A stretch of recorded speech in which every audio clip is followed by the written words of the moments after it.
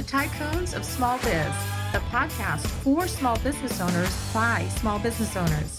Each week, we introduce you to tycoons who share their stories, experience, and advice. Join us now as our hosts connect you with today's tycoons. Good afternoon, Tycoons, and welcome to today's episode of Tycoons of Small Biz. My name is Austin Peterson. I'm one of the co-hosts of Tycoons of Small Biz. If this is the first time that you're listening to our podcast, we've been doing this for about 2 years. We take an opportunity every week to highlight a tycoon of small biz. And what we mean by that is we know and believe that the backbone of the American economy in our country is the small business owner. And so each week we take an opportunity to invite a founder, a CEO, an owner of a business to come on and talk about their personal story, their background, and then their company, obviously, because we want to give them a platform to tell their story, make sure that it gets heard out there, and we're doing everything that we can to build up the backbone of the American economy. So with that being said, today we definitely have a tycoon on the show today. We've also got somebody who's got an interesting background from an athletic standpoint and the company that they've built. So we've got Rod Watson, one of the founders of Aston Rose, a real estate brokerage based out of, I want to say, North Carolina. Is that right, Rod? Actually, we're in Los Angeles and Miami. Los Angeles and Miami. That's right. I apologize. So welcome to the show, Rod. Glad to have you. Yeah, Austin, thanks, man. Appreciate you having me on. Look forward to having a discussion. Yeah. So, Rod, before we jump into the business side of things, we always start by having our guests tell a little bit about themselves personally. And I know you've got an interesting background, and some of the other people that you work with in the organization at Aston Rose have one of those backgrounds that I find very interesting, but I think it's actually more common than we realize, maybe not at the level that you guys were involved in athletics, but yeah, let's start there. Tell us where you grew up. Tell us what your family life's like, what you did before Aston Rose.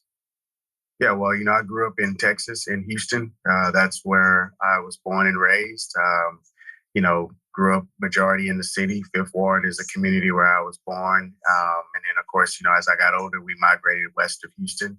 I actually kind of got the best of both worlds growing up in a town called Katy, which is about 40-45 minutes, where it's probably an hour now with traffic, west of downtown Houston. And my grandparents and my mom's side of the family, my grandfather had a farm. And so I was around horses, did the rodeo thing a lot growing up. And then I got into sports right around, I'd probably say 9-10 years old, and, really stuck with it.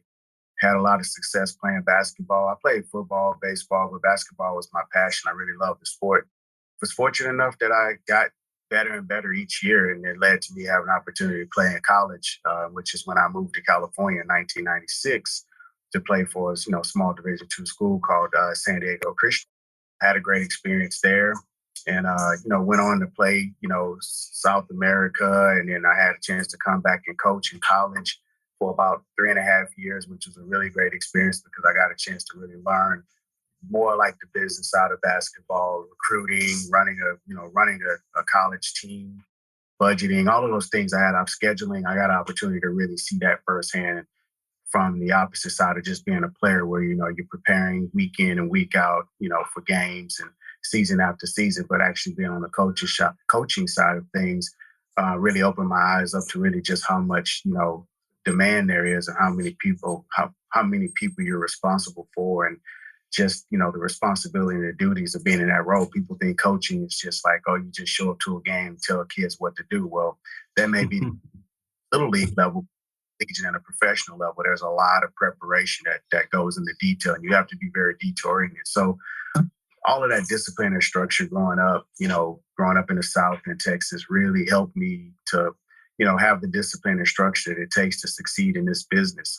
Because, a lot of people think getting into real estate is like, oh, I just get my license and, the deals are going to fall from the sky. Unless you have, a great lead generation system or someone feeding you deals, or you have family that, you're connected to, or people that that can help you by putting people in front of you, it's a tough business to be in. So I would say my childhood really prepared me for the life I'm living now. I transitioned from sports directly, into real estate. So to answer the question, what was I doing before Aston Rose? I was still in real estate. I got into business after getting out of college coaching around 2007. My wife and I, we owned properties. We bought them, renovated them. We lived in some, held some long term. And so I learned at an early age, at a young age, in my early 20s, really a lot of value around, benefits of owning real estate. And so as I transitioned from, college basketball into real estate around 2007, 8, that's really when things took off for me. So, we've been in the business now. It's going on 16 years. We've had a lot of experience from the distressed asset side, dealing with short sales, foreclosures, to working with high-end clients and then everything in between, So I would say I've had a very diverse, background and experience in real estate, range from commercial to distressed sales, now working in luxury properties where most people really focus on one their entire career. I've had opportunity to kind of touch different spectrums in the business, and which is great because I've been on the investor side as well too, and still am. So with that said, that's a little bit about me, my background, how I grew up, and who I am as a person. I've been married to my wife Laura for 20 years. We have 3 beautiful daughters. One's actually turning 18 on Friday. We both have the same birthday, July 29th. And the other daughter, our middle daughter, is 16, and our youngest daughter is 9. And we live in sunny Southern California in a coastal community called Ocean Beach. It's amazing, living here and actually going to college here. I can say this place is like paradise, to be able to live so close to the water. I mean, literally look out our window every day and we see the ocean. I've had opportunity to sell real estate here, and probably one of the most sought after, not only places to live, but to sell real estate. So I live a blessed life. I really can't complain. And now I'm in a position where I own my own firm, with 3 other amazing partners who they bring a lot of value to the table. We've been able to accomplish a lot in a very short period of time by launching and founding Aston Rose, which is the name of our company, sports and entertainment. So yeah, I'm blessed, and I'm happy to be here, Austin. So thanks for the opportunity. Yeah, you bet. That that background of growing up and being an athlete, and I guess before I get into that, Katie's pretty close to the Woodlands, right? Yeah, it's about an hour away. Woodlands is north, Katie's west, so it's about an hour away. Gotcha. So that's all suburbs of Houston, but on opposite ends of the. Back in our day when I was growing up, it was country, rice fields. Woodlands is more like Lake Conroe, woods, a lot of pine trees, whereas Katie was like flat rice fields. So all of that was country, man. And now it's been developed into these master plan communities that are really like small micro markets outside the city of Houston. Yeah, I just remember, I don't remember what year it was, but it was, I believe it was Sam Bradford's last year as a quarterback. And I'd gone down to Texas. I actually met a friend in Houston, and then we took kind of a, what do you call it? Basically like one of those rock star buses up to Dallas to go to the game. And it was BYU versus Oklahoma. It was the first game that was played at Cowboys Stadium. It was the, brand new, first time that it was ever even opened. And Sam Bradford got hurt in that game. And I just remember sitting in the living room of my friend's house. He was talking to me about, he's got a beautiful home in the Woodlands, swimming pool in the backyard, nice, property, whatever. And this was a long time ago, but I'm sitting there thinking, I'd lived in Southern California. I was in Irvine, and I bought my first house in Irvine in 2004, and it was a 1,200 square foot townhome, and I paid $422,000 for it. And then I'm sitting in his beautiful home that he had paid $250,000 for. And it just blew my mind. Yeah. Well, that's the difference in what you can get in Texas. But I will say this, nothing compares to the Southern California weather and lifestyle. And, it's not for everybody, but, a kid growing up in Texas, I had pretty much up until, 17, 18 years old, all my life, I spent scouring pretty much every corner and part of Texas, being on the rodeo circuit. We traveled all over Texas, north, south, east, west, and outside, Louisiana, Arizona, Oklahoma. Like, we went to a lot of those states for rodeos. My grandfather, he was a ranch hand, and, he raised cutting horses, trained calf roping horses, bred them, and he taught us how to ride and rope, how to break horses. So I have a very different childhood and unique background experiences of growing up in Texas. But again, I'll say this, it's coming from that to the weather and, just the climate and being here and all the things that you have available to you. The mountains are 2 hours away. The desert's an hour and a half away. The waters, everything's within an hour to 2.5 hour drive. You can get different experiences versus other places you got to fly, long flights to get there. So this is a great place, man. It's crazy with the real estate costs, but at the same time, the lifestyle is great. And that's what brought us here at the end of the day, leaving Texas to have the opportunity. I always laugh and tell people and say, it's really gold in these hills. Every property in these hills and throughout Southern California averages at least 700,000, 800,000 to 1 million or more. And then you get into your upper echelon communities like where we live, the average is 2 to 3 million and up. So it's a lot of opportunity here for years to come for people to want to, dig their heels in and take on the challenge of selling real estate. You can be very successful, but it does take a lot of hard work. Yeah, that's for sure. I mean, like I said, my first house that I bought was in Southern California. My wife was born and raised in Southern California. My wife's parents have lived in Southern California since the 50s. I mean, yeah, it's going to blow your mind, but my wife's parents in October, this upcoming October, are going to celebrate their 70th wedding anniversary. That's awesome. So, yeah, I mean, you've been married 20 years, which obviously is already a big deal, especially nowadays. There's so many divorces that happen. I'm coming up on my 24th wedding anniversary next month. You feel like you're doing a good job and everything's going great. And then you think, my gosh, yeah. My wife's parents have been married for 70 years. I've got almost 50 years left to catch up to them. And I just, I may never make it just based on age because, back then everybody got married a little bit younger than we do today and all that. But still, a life partner that to spend that kind of time with someone is great. And I wish you guys many more years as well as your parents. Yeah, no, I appreciate that. So let's talk a little bit more about the athletic background. And really, we don't have to go into details about, everywhere that you played and all those sorts of things. But I find it intriguing, and I don't think everybody kind of realizes this, that if you look at entrepreneurs and business owners throughout the country or top performing salespeople, for example, many, many, many of them were athletes, right? They may not have gone on to play professionally or even Division I, college or whatever, but having that athletic background, that competitive spirit, that discipline that goes along with playing sports, it literally leads to success in your career, whatever that is, starting your own business, sales, whatever. What are your thoughts on that and what it did for you to kind of grow up as an athlete?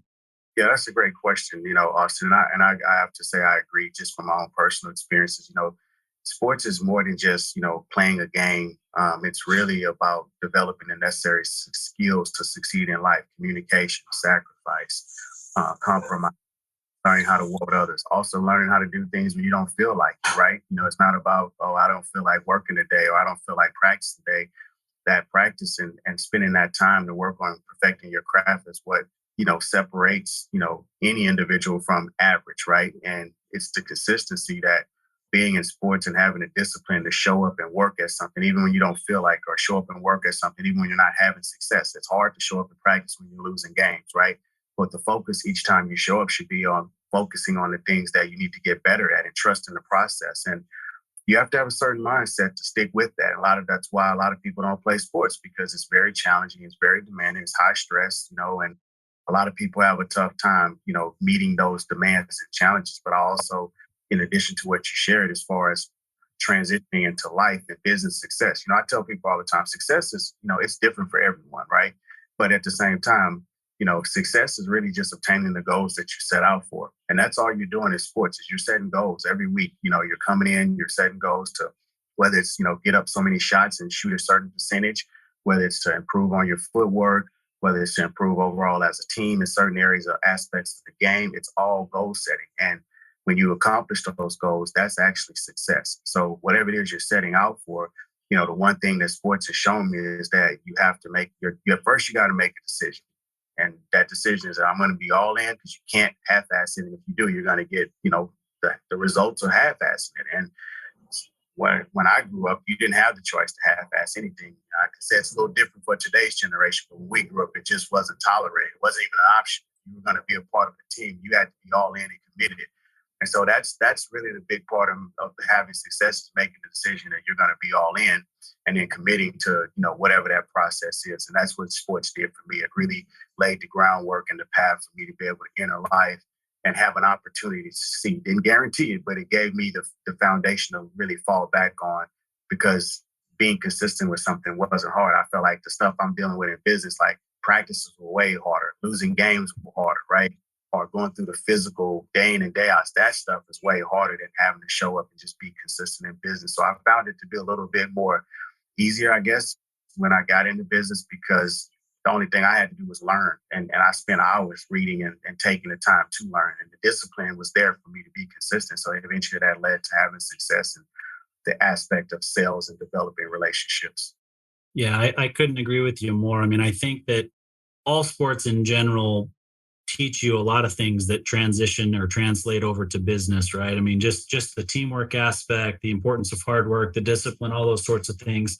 I think that each individual sport has its own way of teaching specific things that can help you along the way, right? So I think you mentioned that you played baseball. Now basketball ended up being, kind of your first love and what you ended up pursuing beyond, high school, for example. But, you think back to your time playing baseball, and I think one of the best lessons that baseball teaches you is failing, right? You Yeah. think about a Hall of Fame hitter, they hit 300, right? 30% of the time they're on base.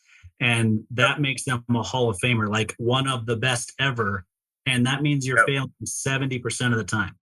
Yeah, and people don't understand that. A lot of people can't wrap their minds around that. Another thing that baseball teaches you is patience, right? Because you have to really stay focused for a long period of time while a lot of shit isn't happening, right? When you're an outfielder, you're waiting, right? And you can go innings without a ball ever coming out to you, but that one hit, you got to be ready. And if you're not, ball can go over your head or hit a ground ball. You're not prepared, and it ends up costing you the game. And so patience is another really big aspect that I learned in playing baseball, because, like I said, it's not as high impact. Sorry, it's not constant like basketball, like football. It's mechanics, it's timing. And again, it's that discipline and having that patience to be ready at all times. I found baseball to be very, for me at that time, with the hand-eye coordination, it really helped me in basketball. Yeah. No, I could see that. I think back to me as an athlete as a kid. So I played baseball and I wrestled, and each one of them taught me, some of the same things that you just talked about. Wrestling, I think, it's you're out there on the mat. It's you against one person. You don't have, you're part of a team, and the matches and the tournaments get scored as a team, but it's it's one-on-one. It's you against that opponent. And I think that teaches you, that sometimes you have to do things yourself. You don't always have somebody there to fall back on and to help you, as times get tough. You have to fight through, you have to battle through yourself. Yeah, you got to figure it out. But you gave a great perspective about baseball failing. That's really what you're doing. You're coming to the mound and you're striking out, like you said, 70% of the time. But at that 30% ultimately leads to you being a Hall of Famer or a highly recognizable player. Think about pitchers, how many balls they have to throw, and to be considered a top level pitcher, Hall of Fame pitcher. I mean, you gotta take a lot of hits too. There's a lot of people getting runoffs and home runs on you more so than oftentimes strikeouts. So yeah, man, sports is great. I think more people played it and had to deal with how working well with others and team building, world could be a little bit better place than what it is. Yeah, I agree with you. All right, so let's transition to Aston Rose and what it is that you guys are doing, right? So you guys participate specifically, and I do have to point out, by the way, before we jump into this, that one of the things that most people don't realize, and this is just me speaking, this isn't necessarily me saying that this is gospel, but there are a lot of realtors out there, a lot of people that can go out and kind of get their licenses, but that have never owned property, that don't flip homes, that don't invest in real estate. And it's different when you're working with somebody who has done all of those things and is invested in, this is what I do for a career, but it's also how I build my own long-term wealth. And so I have to point that out and kind of give you kudos to that, because the reality is I don't know if it's most, but a large percentage of real estate agents and realtors and brokers out there don't really have any investments in real estate, if not, just a small amount. Yeah. Yeah, well, that's true. Like the one of the things I always use to my advantage, I think it's important, when you're talking with people that you don't know and they're making a decision on whether or not they can work with you. Look, there's always highly successful people. You may be going up against someone that has a lot of experience selling or they sell big numbers. But what I try to focus on aside from that is that, I tell people I've been on the side of the transaction that they're on. So I understand the process. I'm empathetic towards the stresses and also certain times to the uncertainty and the questions that can come if you've never dealt with that. And if you have, you know what that's like. And you definitely want to have someone that understands that process and being on that side as a homeowner. And I've been there multiple times. So I can be able to use that to kind of create this level of trust and also kind of allows you to kind of identify those and you and that individual to identify like, hey, we have something in common and that's big. And so being able to use leverage, I've owned properties has helped me a lot because people need to understand what you're doing and that you're confident. Whether you're selling $100,000 house or you're selling $100 million house, the process is the same. However, how you handle the clients and how you deal with the ability to have a successful transaction, being on that side as a property owner and understanding that does give you a very good advantage, in my opinion. And it doesn't mean you're always going to have success just because you owned a home and you become a real estate agent. But what I am saying is that having owned multiple properties and selling them, I can convey to each seller that I'm speaking with, I understand what you're dealing with. I understand how to navigate this process. I know things to be aware of. I understand how to fully protect you and advise you. And having that advice is why, and one of the main reasons why you should consider hiring me. And I think when you bring that to the table, that does help you set apart. Because look, we're always trying to find ways to set ourselves apart, especially in a market like where we're in now, where there's so many real estate agents to choose from. The consumer has to be able to make an informed decision if they don't have a referral. If you're not referred to them, and even when you are referred, you still have to be able to build rapport and trust. So I think my background in being an investor and if those others that actually own properties and understand that process, it does give them a good advantage. All right. So this is typically where we take a quick break and share kind of a call to action for our listeners, but we're running a little bit short on time today. So I'm just kind of going to throw this out there that if you're listening to the program today and you feel like you have an opportunity or would like to be a guest on Tycoons of Small Biz, please find us on LinkedIn at Tycoons Small Biz and send us a quick message and let us know you'd like to be on the program. Or if you're thinking about selling your business in the next few years and you're wondering what it's worth, please reach out to us for a no obligation valuation of your business. So let's jump back into this, Rod. How did you guys get your start in, you guys are working in a niche that's kind of unique. It's sports and entertainment real estate. So first describe what that is and how you guys decided to make that transition as founders to kind of open up Aston Rose and get going on the sports and entertainment side. Yeah, with sports and entertainment, it's just that it's sports and entertainment. When it pertains to real estate, we are servicing this, exclusive niche group of professionals who either are athletes or they are coaches or they work, people that work in the front office or various personnel or staff that work in this space, or artists or, creators. We've all worked with different aspects of these types of professionals in that space. So we have a direct focus on servicing this niche market at the highest level. Our focus is providing exceptional service to a distinct clientele, and we don't compromise on that. We know that the thing that separates us from everyone else when working with this particular niche market is that we ourselves have been athletes. So we have a good understanding of how to identify with these individuals. Most of these individuals look like us.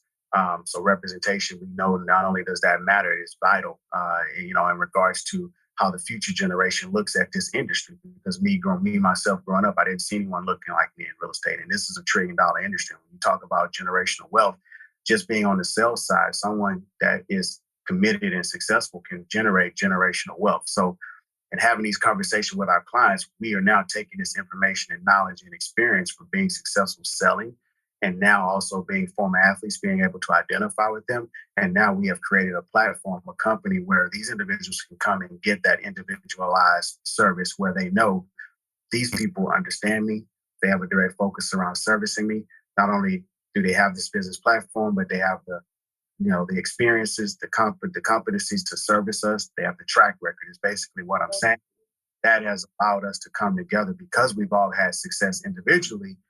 And we understand there's a need to service this clientele on a more exclusive level and in a more like in a way where we understand what's necessary and what's missing and what's needed to create more value for this demographic. We chose to come together and connect our resources, our knowledge, our experience in servicing this demographic. We felt we would be stronger in doing that collectively.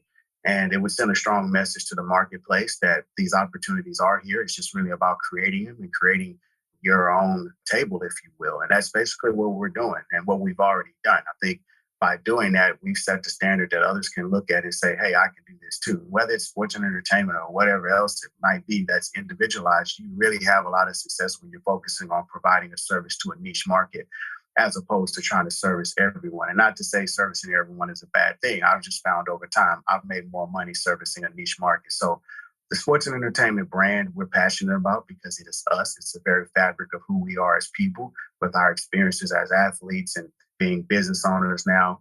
We know what it takes to succeed in this space, and we have value to offer to this demographic, which is why we formulated the company and the firm Aston Rose.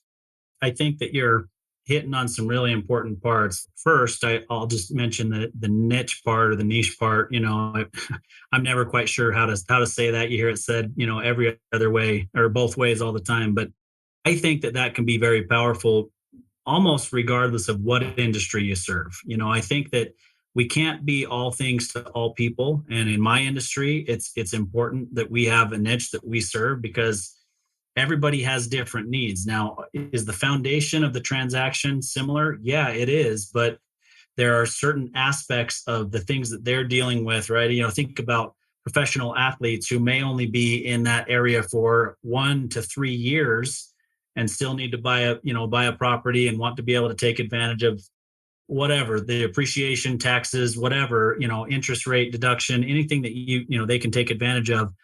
You understanding their background and what it is that they need is important. The other thing that you hit on that I think, I don't want to brush past is the fact that most of the athletes, like you said, look like you. And I think it's important, obviously, for them to see that there are people that can serve them that look like them. But I think also for the next generation, your kids, right? You mentioned 3 lovely daughters, 18, 16, and 9, I think you said. They need to understand that the only way forward in life is not through sports or, entertainment, but there's an opportunity to build a business that maybe caters to those industries. But there are great ways to build businesses, to be professionals, to live a great life, regardless of what you look like. 100%. Yeah, you hit the nail on the head. I think you're spot on. It's legacy that's attached to it. Representation, as you mentioned, these individuals that look like me are able to see themselves and see not only there's someone that can help advise me and represent me, but also there's someone there that looks like me. If I ever want to enter this career field, I can feel comfortable reaching out to them and requesting information to learn, whether or not this is the right, opportunity or career path that I should choose.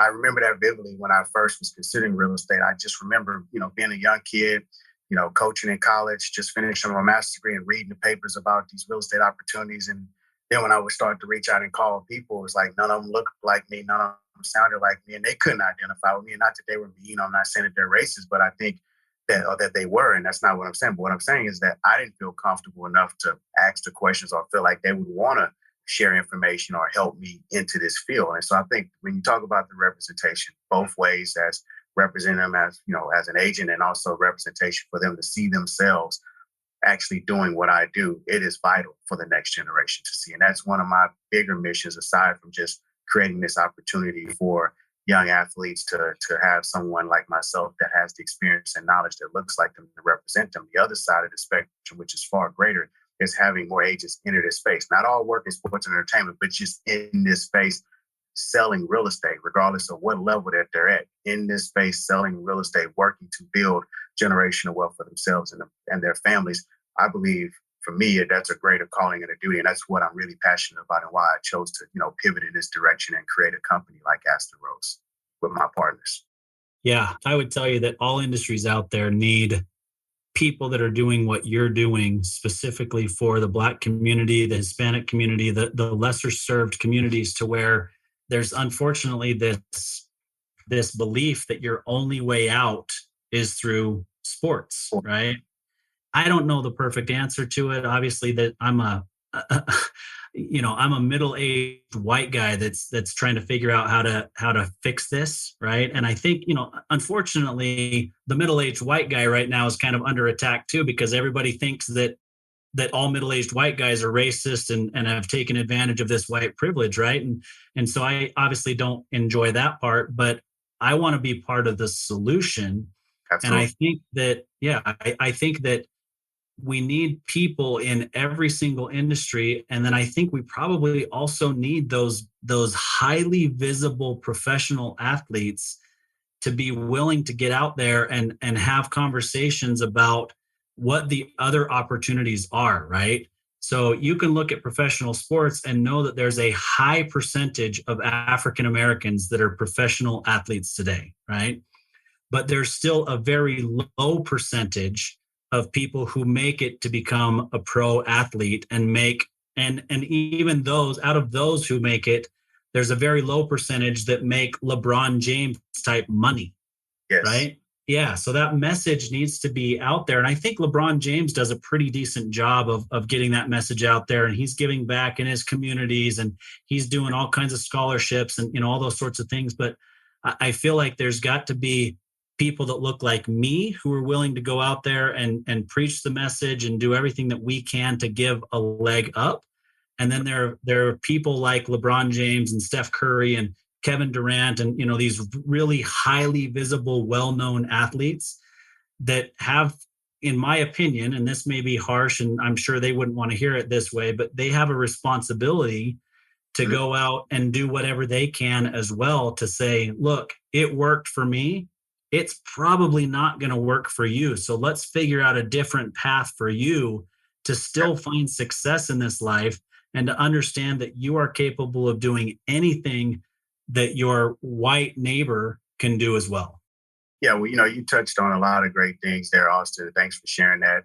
And I would say this: I think for you, you're already doing something. You're already, doing your part. Like I always say, be the change you want to see, and you're exemplifying that by giving, me this platform, this opportunity to share my story, my message with individuals, regardless of what they look like. However, we do know that there are many people in this country that are underserved, that look like me, or they may be Latino, or they may be some other ethnicity that's not white, right, or not a white male. And we understand what privilege means in this country, and really the confusion and hurt and pain and even death that's caused. And I think people like yourself, Austin, and others like you who are pushing back and saying, what challenges yourself? What can I do, right?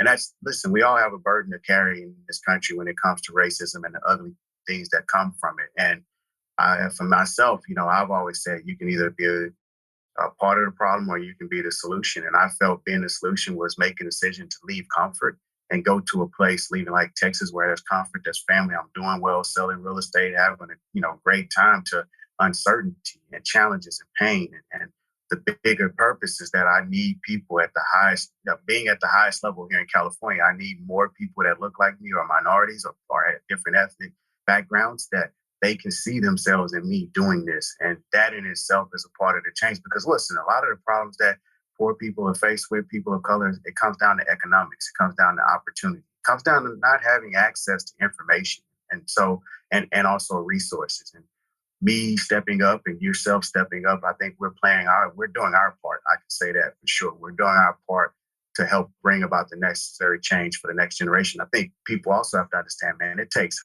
hundreds of years, decades to see changes like what we've been faced with in this country and around the world, for generations to die out and new generations to learn, adapt, evolve, and do better. And I think we're on the path for that. With a lot of stuff that's still present, and oftentimes we're reminded like, wow, what's really changed? But the reality is there has been a lot of change. There has been some progress. But yeah, there's still a lot more to be done. But I feel like us doing our part is creating that kind of like that snowball effect that eventually, when we're long gone, our grandkids, our great-great-grandkids are going to be living a better life in harmony. And I think that's what the focus really has to be on as us as human beings. And we're all human here. Like, unless you got some special superhuman power, which we all have a superhuman power, but if you're not able to fly to another planet and find something better, we got to figure out how to make shit right here, right now together. I agree with you, and I sure hope that we're doing everything that we can. And I have to look at myself in the mirror every day and think, am I doing enough? Is there what else can I do? And I think that that's healthy for all of us to kind of look at it that way. I think that we've just come through this period, and now there's kind of this reawakening that's going on now, and I think that we're society is pushing things forward more than they have recently, because I think that there was honestly a period of complacency between, call it the 1960s and early 70s, where there was that the huge uprising, and then it was almost like, okay, there was some help and some people stepped in, and Martin Luther King did his thing, and everybody, we're better off than we were. And then it just kind of became complacent, and there wasn't a whole lot of continued change to where we move more and more towards really everybody having equal opportunity, because I think that's what it's about, right? Is everybody needs to have the equal opportunity at success. Yeah. Well, a lot of that was diffused with, the war on drugs in communities, and then, the heavy focus on big corporate, economics, and really the financial separation of classes. And that I think it really is what had the impact on bringing that pushback, bringing things to a halt within. You had families broken up, and a lot of emphasis around the African American community and crack. But the reality was drugs was just as ravaging white communities as much as it was black. But those stories weren't being told. So there's this propaganda, all these things that were happening. We don't have to go into it, but the reality of it was that I think my generation, when hip hop came along, it really shifted everything. And it brought a reawakening, right? Just like the revolution did. It brought the hippies and everybody together. The hip hop reestablished that. And that caused that awakening where my generation and a part of your generation as well was like, you know what, enough's enough. And now here we are, 30 plus years later from the time hip hop launched. And we see this new generation of, like my daughter's age and people my age, and the millennials have really pushed back on like, hey, we're humans here, and we all should have the opportunity to live a quality of life regardless of what we look like, what our sexual orientation is, where we're from. This is American. And even if you're not from, this is the world. No human being has the right to treat another human being poorly or treat them less than because of their economic status, their sexual status, their racial status, etc. And so I look at this as a golden era for us. And this is an opportunity for us to get things right and to make right for our wrongs. And, a lot of people choosing to do the right thing, even though the media is telling us different. Yeah, I agree with you. And hopefully we didn't get too off course here. I just felt like that was something to highlight that you'd mentioned. So, we're short on time. You've got somewhere else you've got to be. I've got another meeting after this. And so we're running a little bit short on time. So let me just throw it back over to you and let our audience know anything else that you'd like them to know about Aston Rose and what you guys are doing, how to find you guys online, whatever they can do to kind of get in touch with you and partake of your services. Yeah, well, first, Austin, I want to thank you for having me on your platform, and great discussion today. But in regards to your question around Aston Rose, what I would like to share is, Aston Rose is the first of its kind, the first national sports and entertainment real estate firm founded by pros for pros. Our focus is really not only making the home buying experience, but the overall real estate experience for this specific niche group very enjoyable, right? And also creating a company where we can be one of the most diverse, inclusive companies in the real estate, specifically the luxury real estate space, where agents from all over can come and work and actually have success, by collaborating and working hard to support each other. And that's what we work to create at Aston Rose. So if you're an agent out there and you're wanting to work for a dynamic company that has, leadership that's passionate about helping others and being in an environment where we're innovative. And, right now we're being nominated as one of the most innovative real estate companies at Inman in Las Vegas this year. And that's huge because we've only been a company open for 4 months now. So if you're someone looking to work in an environment where, you want to be supported, you want to have the opportunity to work with some of the most notable athletes on the planet, and you also want to work with other true professionals that, are young, hungry, and, just great all around people, I think, Aston Rose is a firm you should definitely consider. And outside of that, our mission is to continue to help, our agents grow and build predictable businesses and also to support our clients to the highest level and make it a great experience overall. So thank you for the time today. It was a great experience. And if those of you want to reach out to me, you can always contact me on Instagram. My handle is at Rod Watson, which is my first last name, 23, like the number 23, Michael Jordan. You can email me at rod@astonrosese.com. And my cell phone number is 323-987-6474. So LinkedIn, I'm Rod Watson. You can connect with me there as well, too. But yeah, those are the platforms where I can be reached, or email or phone number if you ever want to talk about what Aston Rose can specifically do for you and whether or not, it's a good fit or we're a good fit. Yeah, reach out to me. And other than that, thanks again, Austin, for having me on your platform today. Yeah, I really appreciate the opportunity to have this interview, Rod. And, like you said, Aston Rose has only been live for 4 months. You're not new to real estate. Neither are your partners, but you guys are already making a big splash. And I look forward to watching, what you guys are able to build this into over the next, call it decade to come. Okay. Sounds great. I appreciate you. You guys have a great day. You too. Thanks, Rod.